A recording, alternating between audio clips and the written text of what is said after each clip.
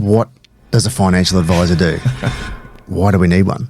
A mentor and advisor, it's the ability to have someone that keeps you accountable. Do I need a financial advisor? If you're asking that question, the answer is probably yes. And if you don't have anyone in your corner, maybe you're doing it yourself and you don't have the personal accountability, I think that's where people actually set themselves for failure. Getting my head around it a little bit. Job has been doing all my video stuff for a while. Yeah. And he said to me, probably a few months ago now, I reckon we should think about a podcast. And I was like, straight away went, not a hope. No way. Why not? I was just like, nah, it's too much to organise. I don't know. Oh, if you think too much about it, what you got organised, it's too much. But yeah. I like I know thinking about when we started ours, it was more of a passion project than anything, and wasn't going to be a financial planning podcast, but it ended up becoming one. And some of our early ones, I have never published them. They are so bad. Yeah. Like they were scripted. They were horrific. I thought people want to hear, technical elements of property or super or taxation. No, people kind of want to hear stories. Yeah. They want to hear stories. They want to hear people that have, that have had businesses, sold businesses, that have owned property, sold property. They want to listen to property advocates. They want to listen to people in, an area of specialty that can tell a story. It's kind of morphed for us totally That's good to know. And going from, really structured conversations to fairly with a loose framework, but actually just having conversations like you would normally do. I think that's been the key for me, but I know everyone does their podcast differently. Yeah, and that's interesting to hear, because one of the things that probably then swayed me to doing it was more that ability to not have it just about property. It's sort of branched out a little bit further, but one of my, unpaid passions is around mental health. Yeah. And so when I spoke with Job about maybe having a podcast where I can layer both in, then it does become a bit more of like a passion project rather than I'm just doing this for business sort of thing. Yeah, I think people probably see through it pretty quickly when you're just flogging your own business, and I was pretty cautious about that as well. And like you, some more of the community element and the involvement that you have in and around your clients and your businesses have been some of the most important stuff for us. Like we have, there's probably 10% of the podcast with some of the charities we support, talking about, charities that we have looked after for maybe 10 years but haven't really talked about. So having them on, giving me a bit of a platform, it's only a small platform because it's not a giant, we're not we haven't got millions of downloads every month, but those people that listen to it love it. And, the podcast isn't for everyone, but the person that it's right for, they'll listen to it and it'll prompt them to take some form of action, whether it is come to see us or see the person that's on the podcast or whatever. So, fantastic. Yeah. And you say there's not a million downloads or anything, but you're doing the best you can. You're giving them the platform, right? That's all you can do. Whether you've got 1 million followers or 50, you can't do any more than give them the opportunity. Yeah, and selfishly from a business point of view, because there is a business element to it. Obviously, it does help awareness about who we are. I mean, that you spend, you've probably done the same. You can spend an enormous amount of money on advertising and marketing, but when people search for property, you want your name to come up somewhere, whether it's in a podcast, it's a blog, or it's your website, or your association with your area of expertise is in the interwebs somewhere. And that doesn't happen unless you actually get out there, unless you create some content. Yep. And I know everyone now in small business land feels like they have to be a content creator, but it's probably the reality. Like if you're not doing something in that space, you're probably getting left behind. In the shadows, absolutely. Well, let's formally welcome you and introduce you. Thank you for coming on the podcast. Jay Burke from Burke Britton Financial. Can you, give us a little bit of insight into who exactly you are and who is Burke Britton Financial? I'm aware that you guys have been around for a long time and won a few awards, all that sort of stuff, but can you just give us a little overview of you and the business? Well, thanks for having me on the podcast for starters. It's great to be able to have the conversation. So Burke Britton Financial Partners, we haven't always been Burke Britton Financial Partners. We've been around since 2001. So my father, Peter, was a financial advisor with the old GIO. He then became self-employed 2001. His son, myself, came on board about 12 months later after a sort of transition left out of health science. That business grew over the course of the next 10 years. We acquired a couple of financial planning practices, got probably a little bit too big for our boots in the early 2010s, and thought it's time to rationalise and downsize, be much more focused. So we went from a business in the early 2010s of looking after some 15,000 client policy holders to now having a very refined small business, looks after family groups, about 500 family groups that we look after, predominantly Geelong, Golden Valley region. They're where two of the larger elements of our practice are. And we're 23 years in now, and it's been a very interesting journey, rewarding journey, and I've loved just about every minute of it. Just about every minute. I'm sure there's been a few testy times, particularly working with your old man. Yeah, well, it's kind of informed a lot of the advice that I provide. Nearly everything that I've done over my life. We're just talking off camera before we started about family, and it's interesting that everything that I've done in my life, whether it be have a family, have 5 kids, start a business, have had loss in family of loved ones, they bought and sold property, started managed a self-managed super fund. All of those things inform now the advice that we provide to clients. Like it's real world, first-hand experience that informs what I'm actually telling my clients, which I think in many respects, and I'm sure we'll get there talking about what makes a good financial advisor, it's someone that's actually got some experience. They've got kind of the runs on the board. They've been at the coalface at some level with what they do. Yeah, absolutely. I think that's with every industry. You want someone who's got a few runs on the board, but importantly got a few battle scars as well, because they're often the best learnings. Yeah, without a doubt. Without doubt. And how much time is Peter still spending in the business now? Yeah, so Peter's actually he's off at the moment, which is it's sort of a testament to the business and the succession plan for him that he's had some ankle surgery. So he's the last few years he's had a number of surgeries which have kept him out of action. Peter's 70 now. He will hopefully be back after Christmas if he gets his ankle right. He had an ankle fusion, but the succession plan, again, another experience, another battle scar, if you like. It's a massive part of small business advice is making sure that a business is not principal dependent, and that has been probably the evolution of our business over the last 20 years, making sure that we have more than just Jay and Peter as the central source of the truth for our clients. Yeah. Peter's he'll be right. I think we've tried to get rid of him for the last decade, so I'm not sure he's going to go anywhere anytime soon. And perhaps a third generation Burke coming into the business, or potentially. So with 5 kids, cool. There's every chance that one of them will probably find their way into finance. But I don't think any of them are mathematicians. That said, I was never, that was never my strong suit. They're all good kids, pretty creatively minded. So maybe in the media division they might find a spot. But fantastic. We'll see what happens. That's so special.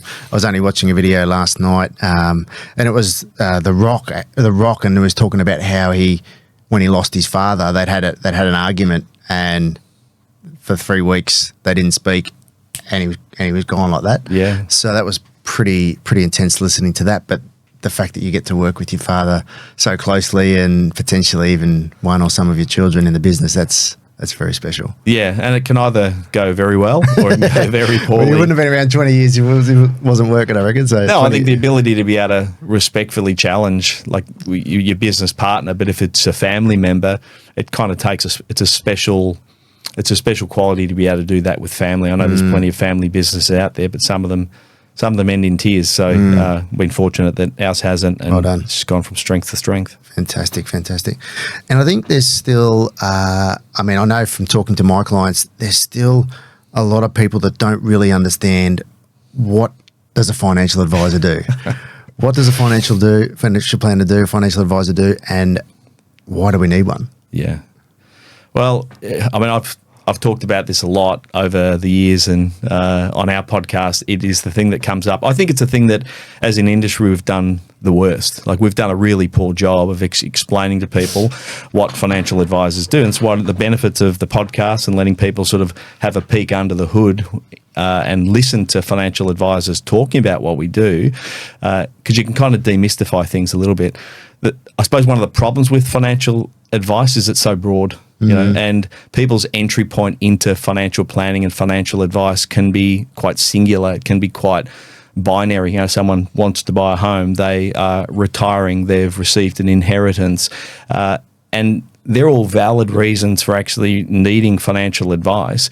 But if I had to sort of quantify what financial planning, what financial advice is, it's taking all of the areas of someone's situation. So it's everything from their income, their cash flow, their taxation, their assets, their liabilities, their insurance, their estate planning, their entities, and looking at that. We actually have, in some of our client presentations, we'll have, it's essentially a jigsaw puzzle, and each one of those areas of someone's life on that jigsaw puzzle.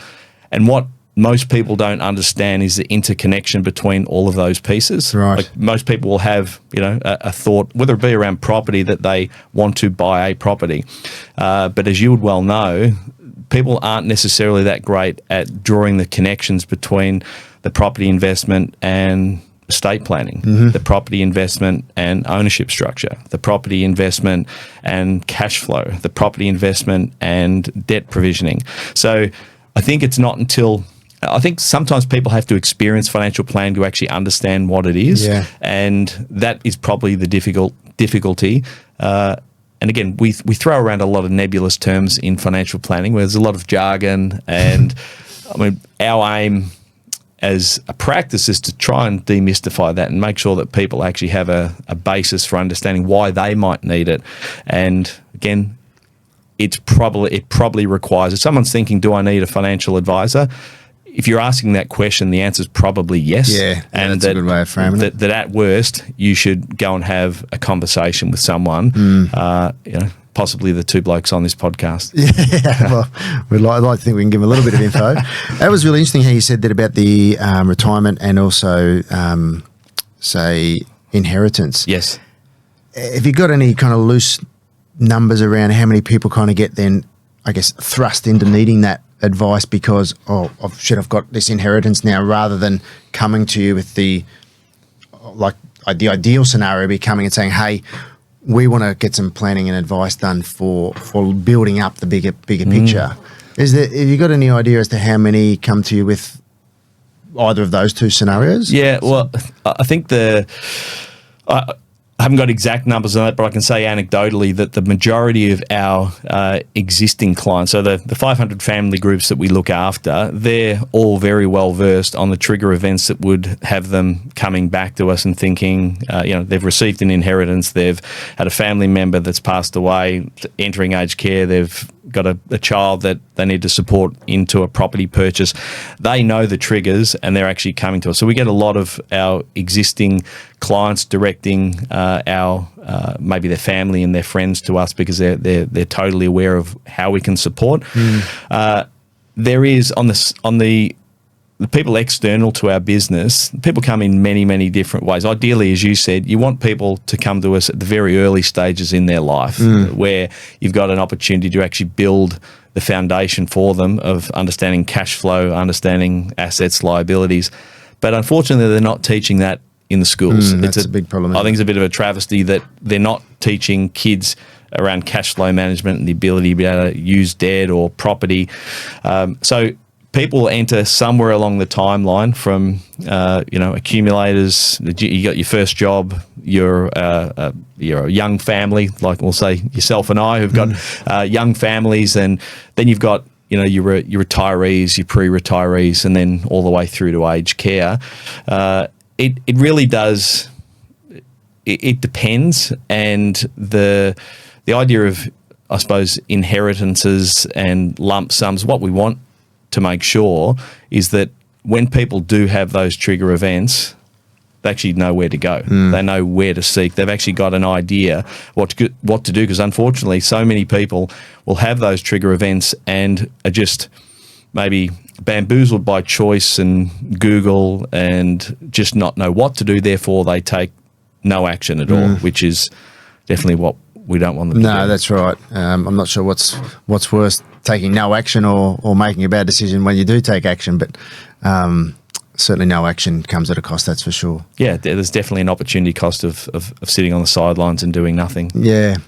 And I think the other thing I particularly love working with my clients around the psychology of investing, the mindset. And I think that often, and we see it with the data around people that win the lotto, they just don't have the psychology to be able to manage the cash, and it's gone. Do you see that sometimes with things like inheritance, where people maybe aren't used to having much money, and then all of a sudden, there's $500,000 landed in the bank, and you do, but hopefully they're landing with us to help them make good decisions. So when the ones that you don't see, the ones you don't see, the ones that don't actually come to you, they're probably the ones that keep pretty quiet. That it's like.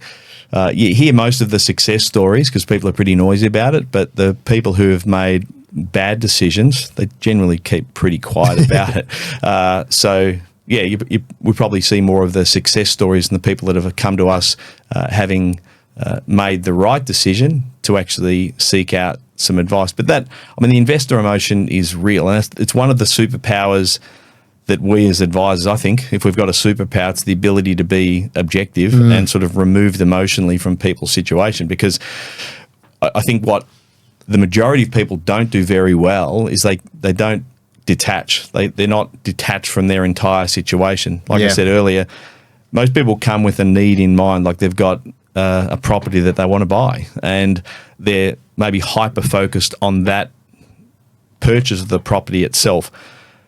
It's not until they actually have someone that's removed from their situation that can sit at sort of the helicopter view and point out areas of advice or a risk that they should actually consider.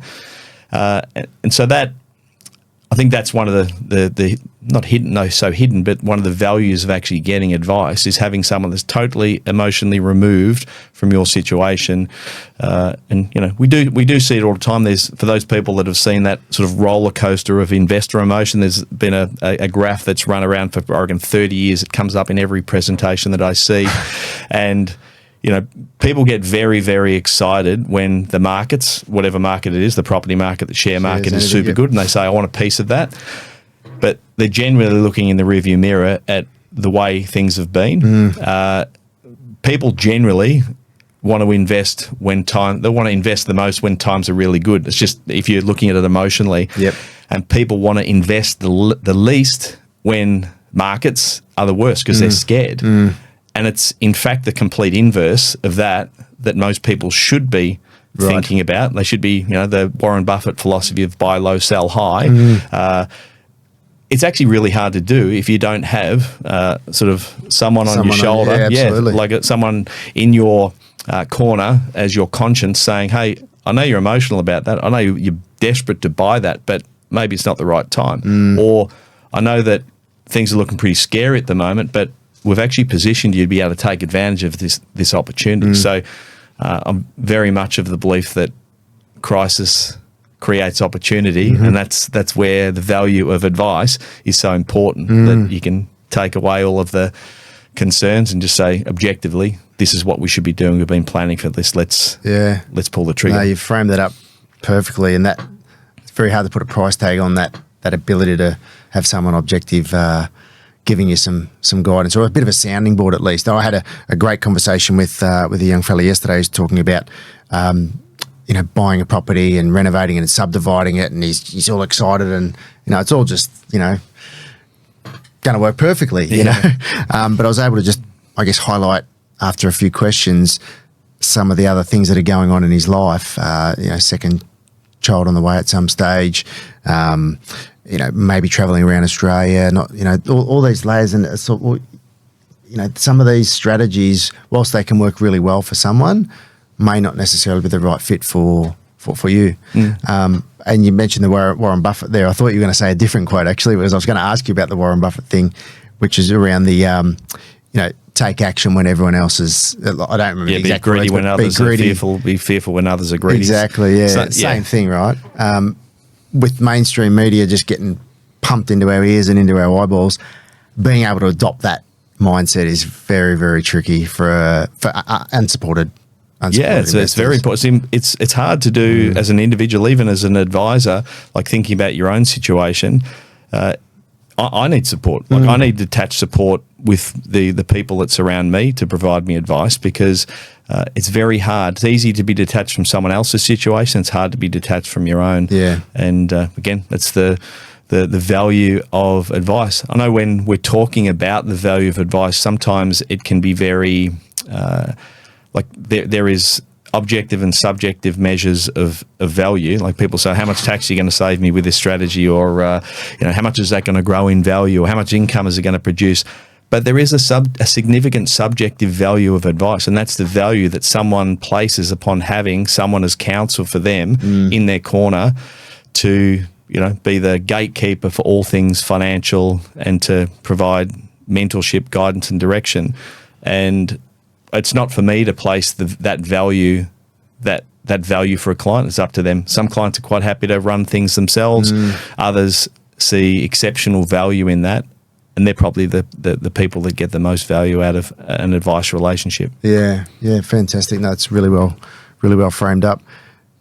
There's been quite a lot of change in the financial planning industry the last few years, or probably the last 6 or 7 years, really.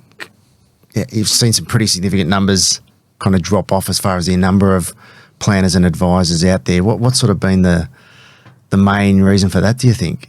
Well, if anyone's been paying attention to it, and part of our story in business has been that transition from a very product-centered industry that was reliant on sort of trailing commissions. People got paid based upon the products that they recommended as opposed to the advice they provided.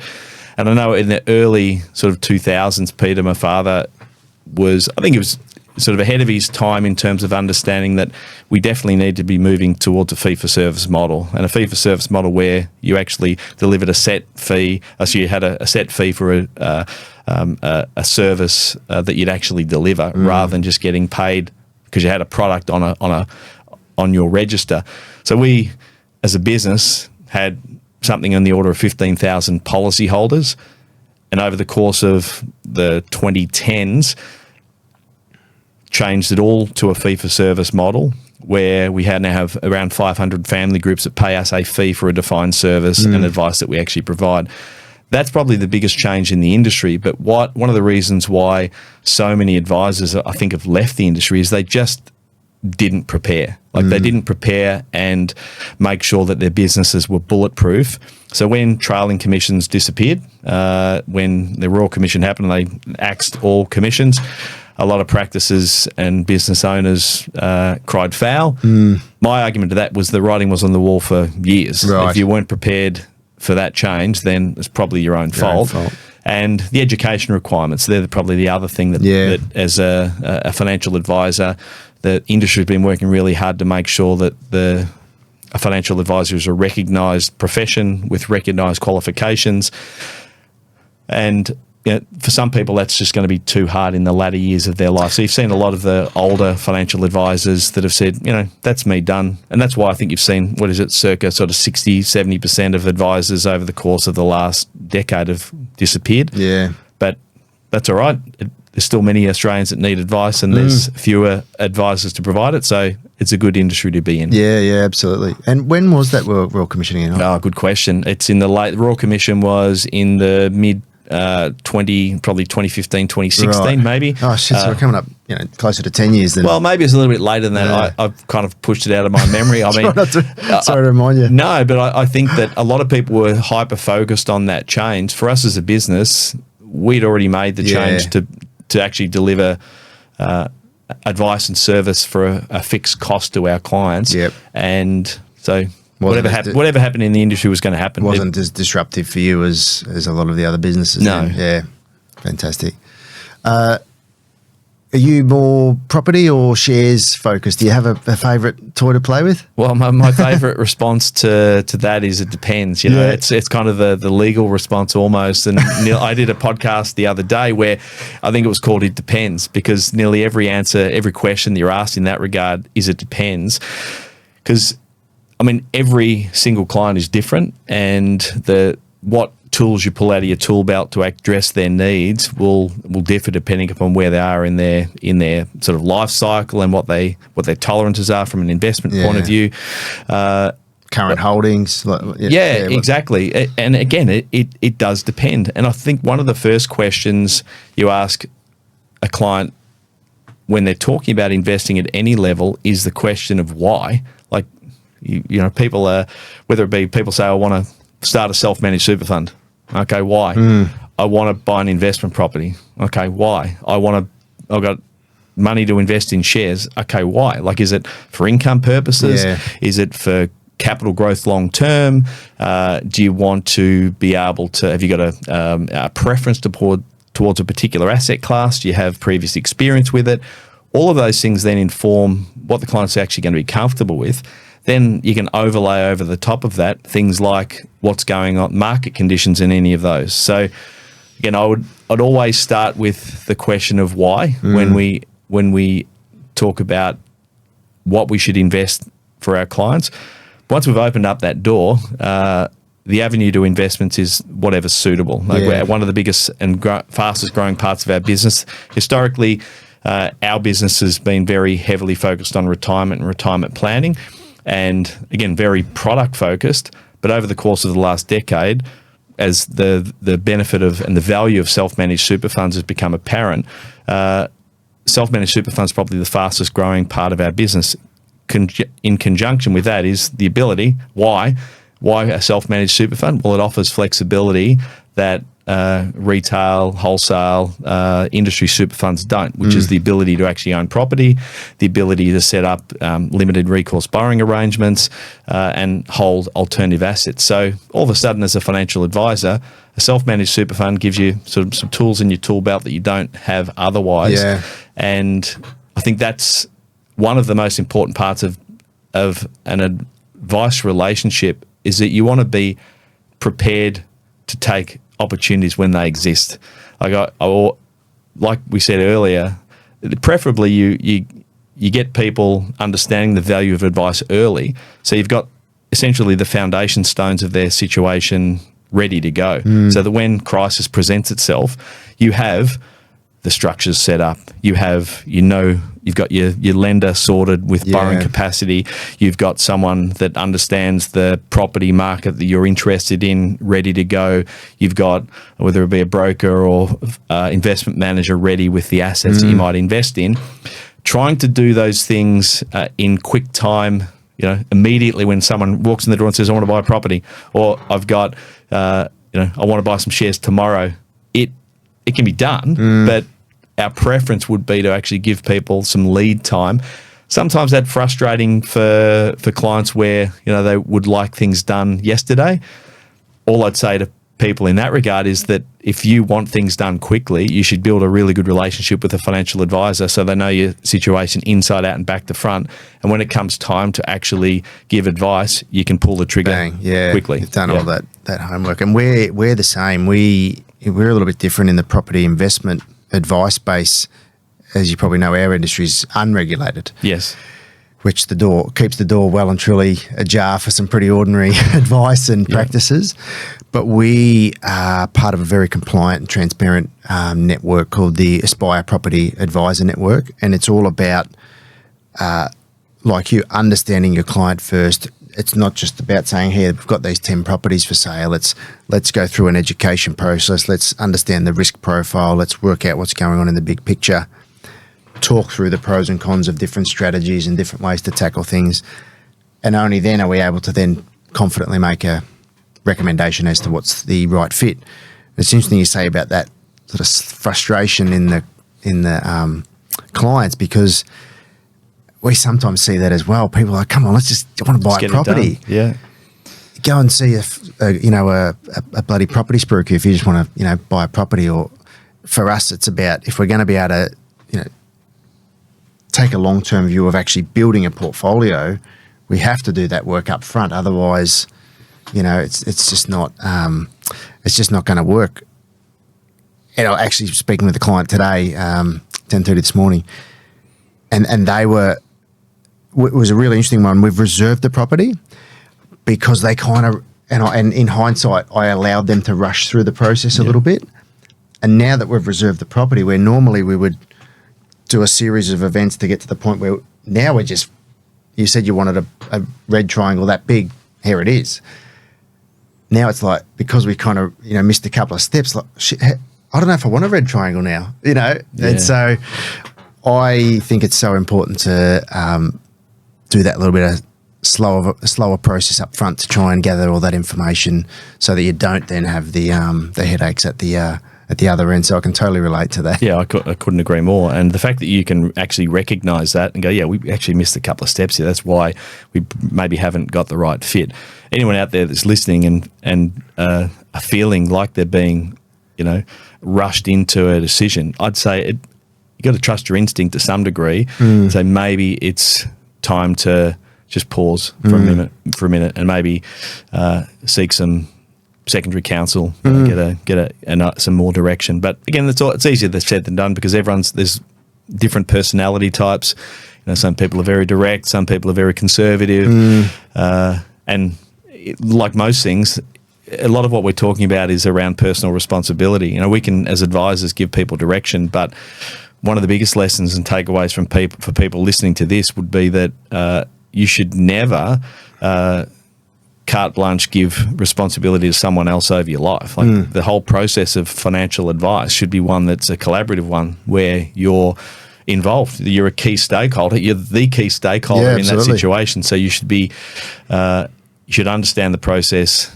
You should be educated about it, and giving away all of the responsibility of decision making, even though autonomy of decision making is important.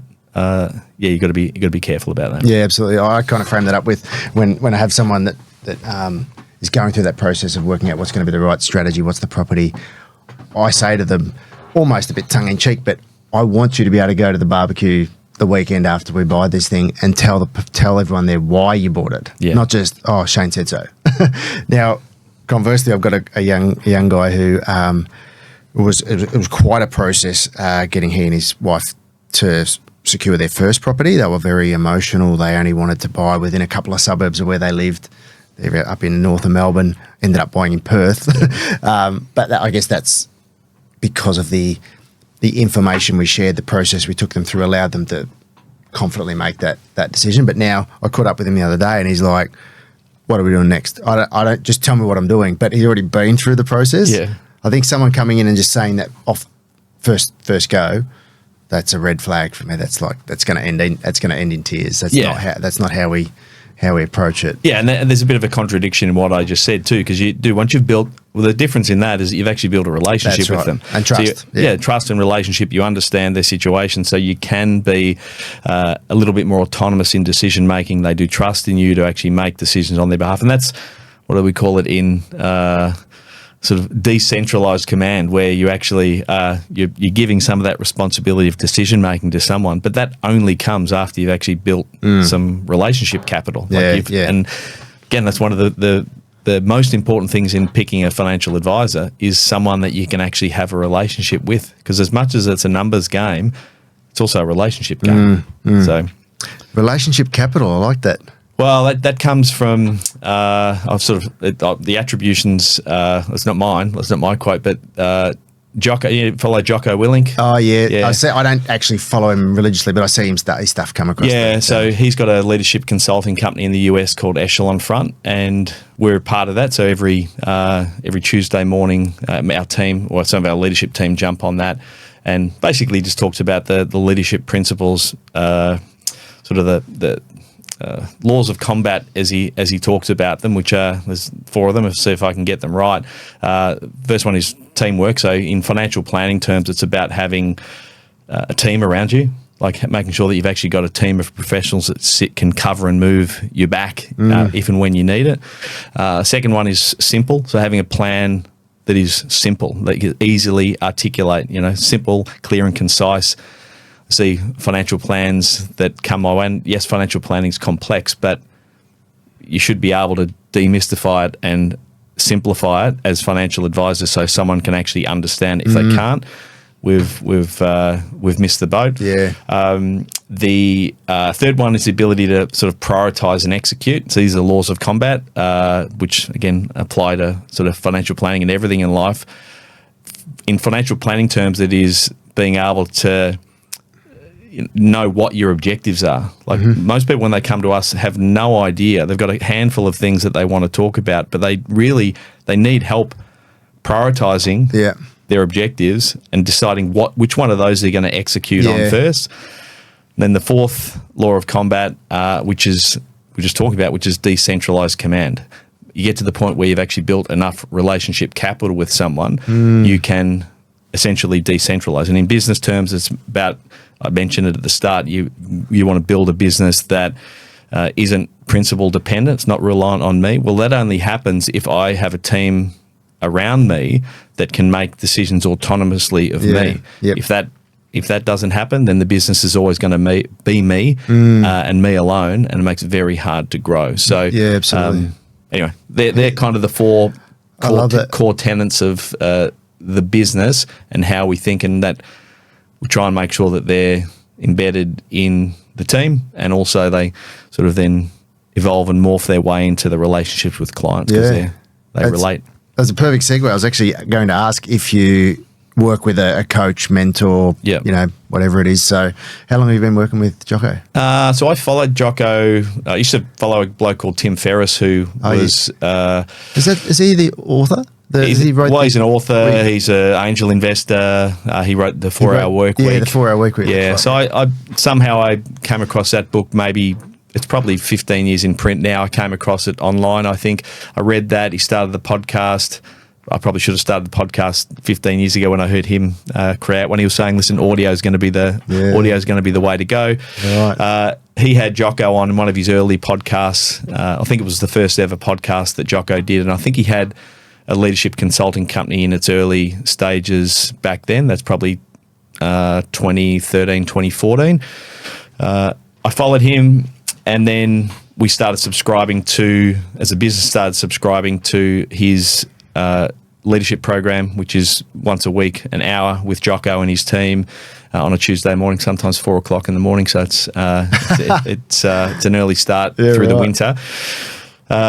And the team have all read his books. Awesome. So Extreme Ownership and the Dichotomy of Leadership, all principles which are pretty straightforward. There's no rocket science about it. Yep. It's just taking ownership of all the things in your life. Fantastic. And making sure that you apply that in business and personally. So that's awesome. And all the team have kind of bought into that. They like that. Not all of them. Again, it's part of it is, like anything, like personal development is not for everyone. You know what I mean? Like it is something that is, I'd say, should be mandatory for everyone. I remember as in my late 20s getting a thirst for, like, realised that I could actually learn whatever I wanted to learn, and it wasn't just about being dictated that I had to learn what I was told to learn for school, and that was eye-opening. And you realise that you can actually, there's elements of your life, you only know what you know, and there's a whole big world of things out there that you didn't even know that you didn't know. And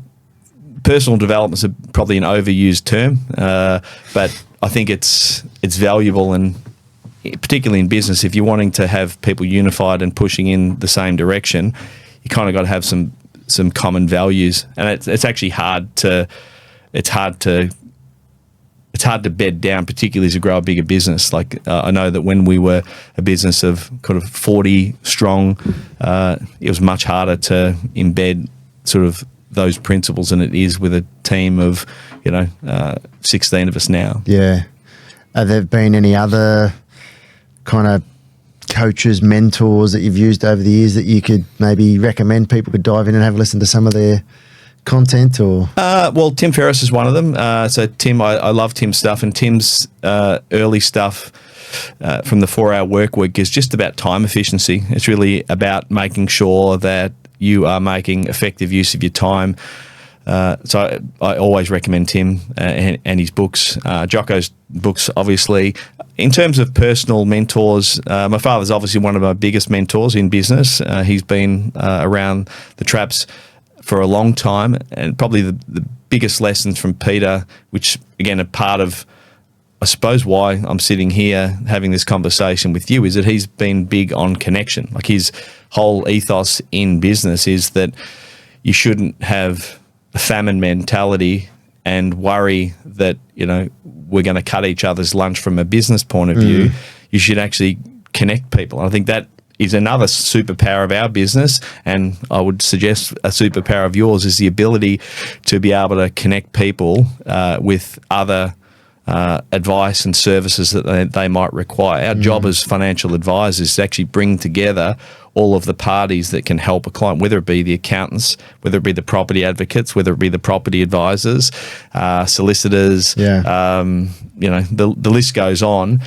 Our job is to actually connect them. It's not to be removed from them. It's actually to connect the people with who they need. So, and then on the private front, I've had a number of sort of private mentors that don't have a podcast and wouldn't want me to share their name personally. Yeah. But they're some of the most important ones too. People that have actually had experience in business that I can call with troubles or opportunities and get feedback. I mean, mentorship, again, it seems trite, but when people talk about mentors, like, how else do you actually gather information? Like, you can have, like we started talking about, you can, through trial and error, you can make mistakes and learn from them, but it's sort of much better to learn from someone who's been there and done it before, so that you can save yourself some of the pain and heartache of failure in business or in personal life. So, I'd encourage everyone to go and get mentors, whether it be through podcasts, through books, in person, and make sure that you've got plenty of connections with people in industries adjacent to yours, which absolutely. is, again, similar to what we're talking about right here. Yeah, for sure. Fast tracking that trial and error, other people's experiences. I've got 3 other people's OPE, OPT, and OPM. So other people's experience, other people's time, other people's money. Yeah. The bank's obviously the main other people's money we use. Yes. But I think being able to leverage those 3 is a great way of really fast tracking one's learning, one's results, one's ability to grow either financially or personally. So I try and remember those 3 words. It's a good one. I haven't heard that. Those acronyms or Kerwin Ray. Have you heard of Kerwin Ray? Yep, heard of Kerwin. Yep. So we, as a business, work with Kerwin as part of his K2 Elite group, and it's like, you mentioned Jocko. Some people love him. Some people it's just like, I can't deal with it. Yeah. Same with Kerwin. And it was interesting you said about the advisor side of things too. You have to be able to connect, don't you? I mentioned I'm very passionate about the mental health side of things. I'm continually talking to people about psychology and psychologists. And, my personal psychologist, you might think is an absolute peanut. And it's a bit of trial and error around, and I sort of liken it a little bit to dating. Yeah.